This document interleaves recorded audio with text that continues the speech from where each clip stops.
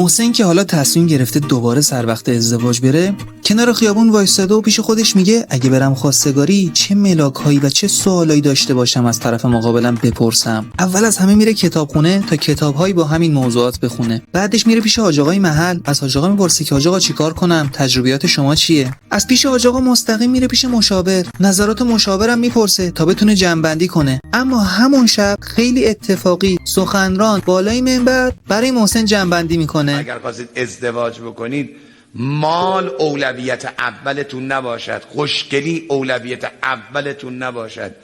اولویت در امر ازدواج رو با خدیجه کبرا ست کنید، از خدیجه کبرا یاد بگیرید. خوشگلی که با یه تب از بین میره، مال که با یه شب از بین میره، سلامتی بدن که دور جون با یه تصادف و مریضی از بین میره. اونی که چارچوب زندگیست، اونی که ستون زندگیست، میشه سقف زندگی رو اون ستون گذاشت. امانتداریست، آبروست، ایمان است، اخلاق است، چشم پاکیست، ادب است. اینا سرمایه زندگیست.